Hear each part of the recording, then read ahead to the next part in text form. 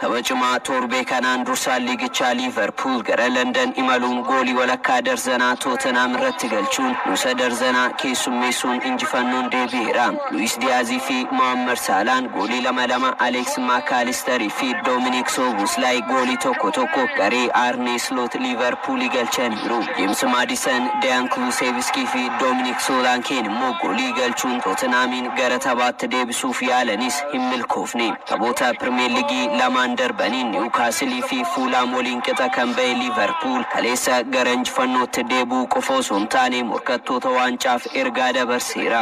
Salah, they are running away with it now. Lammiin Ijiptii Moo Saalaan tapha ga'umsa gaarii irratti mul'iseen goolii 2 galchuun goolii 2 haloo mijeessu seenaa Liivarpuul keessatti Riikaardiiwwan fooyyesseera. Taphoota 373 goolii 229 kaleessa kan galche Moo Saalaa seenaa Liivarpuuliin taphataa arfaffaa goolii hedduu kilabichaaf galche ta'uun galmaa'eera. Goolii 228 galchuun sadarkaa arfaffaarra kan ture Biilii Liidal gara sadarkaa 5ffaatti gadi bu'eera. Bara darbee gara London deemuun Liivarpuul goolii 2-1 Tottenham yoo mo'amu gooliin galchee taphaan ala ta'uu baatus wal hubannoo dhabuu abbootii murteen kan jalaa haqamte Luis Diaz goolii 2 galchuudhaan haloo isaa bahateera. Bilisummaan carraa taphachuu kan argate taphataan sarara gidduu Liivarpuul Dominic Szoboszlai ga'umsa gaarii waliin goolii 1 galchuun goolii Moo Saalaan galche tokkoofis haala mijeesseera. Waancaa Kaarabaa'oo walakkaa xumuraa Liivarpuul Tottenham waliin ramadamuun ni yaadatama. Eenyutu injifatee morkii xumuraa Wembileef qaqqaba kan jedhus ni eegama.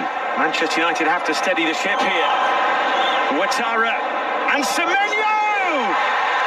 Manchester United Old Trafford deeggartoota 73,000 fuulduratti kilaba xiqqaa Barnamaawuziin goolii 3-0 mo'ame. Dadhabina kubbaa dhaabbatan ittisuu kan qabu garee Ruben Amorim Manchester United daqiiqaa 29 irratti Dean Huijsen goolii Barnamaawuzittiin dursu addaan itti bu'uun galche. Boqonnaa deebii balleessaa Naasur Mazuraawiin hojjeteen Barnamaawuz peenaalitii argate Justin Kluivert galchuun garaagarummaa goolittiin dursan bal'iseera. Gooliin kun galtee daqiiqaa 2 boodammoo Antooni Semenyoon goolii 3ffaa Cheerii sittiin injifate galchuun Barnamaawuz qabxii 28tiin gara sadarkaa 5ffaatti yoo dhufu hirmaannaa waltajjii Awurooppaa abjuuchuu eegalaniiru. Manchester United carraa goolii argatus kubbaa Bruno Fernandes yaale ergisaan Barnamaawuziin tajaajilaa kan jiru Kepa Arrizabalagaan jalaa deebiseera. The Red Devils taphoota Premier League arfan darban keessaa 3 mo'amuun qabxii 22 sadarkaa 13ffaarra taa'uun bara haaraa faranjoota 2025 simatu. Erga Ruben Amorim gara Old Trafford dhufanii Manchester United kubbaa qabatee taphachuu aadeffateera. Ta'us dhibbantaa 60 kubbaa walirraa fuudhanii taphataniis yaalii kallattii eeggatee Barnamaawuz caalaa yaalanis Manchester Unitedin gara injifannootti deebisuu hin dandeenye. Yeroo kanatti wanti hundi baay'ee ulfaataadha yaada jedhus Ruben Amorim kennaniiru. Manchester United bara 2024 Premier Leaguein goolii 17 kubbaa dhaabbatan irraa yoo keessummeessu waggaa tokko gidduutti hedduu ta'uun galmaa'eera.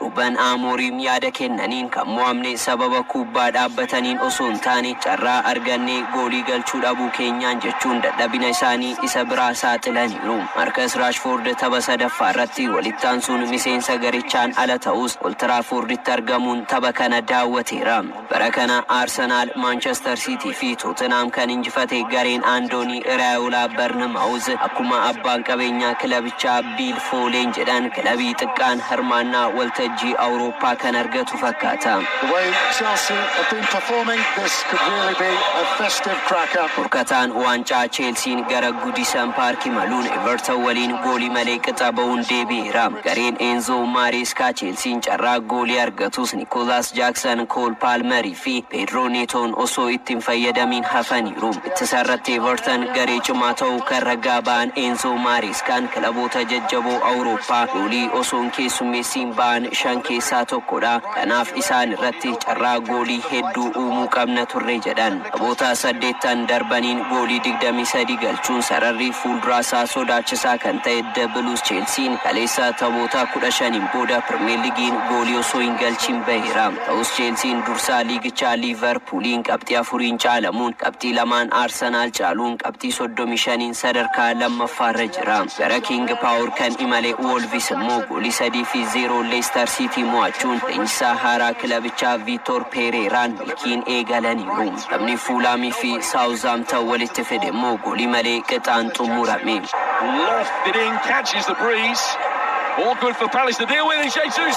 Sanbata Arsenaal gara Selhurst Park imaluun Crystal Palacein goolii 5-1 injifate. Gabriel Jesus goolii 2 galchu, Gabriel Martinelli, Kai Havertz fi Declan Rice goolii injifannoo galchaniiru. Garaagarummaa guyyaa 3 goolii 5 Everton irratti kan galche Gabriel Jesus goolii bara 2024 Arsenaal galche torban ga'ateera. Aston Villaan goolii 2-1 Manchester City injifatu. John Duranii fi Morgan Rogers goolii injifannoo galchaniiru. Phil Foden goolii tokkitti Manchester City galcheera. Taphoota 12 darban keessaa 9 kan mo'ame Manchester Cityin qabxii 27 gara sadarkaa 7ffaatti gadi bu'eera. Nottingham Forest goolii 2-0dhaan Brentford, Newcastle goolii 4-1 Ipswich Town injifatan. West Ham Brighton waliin goolii 1 qixa xumuran.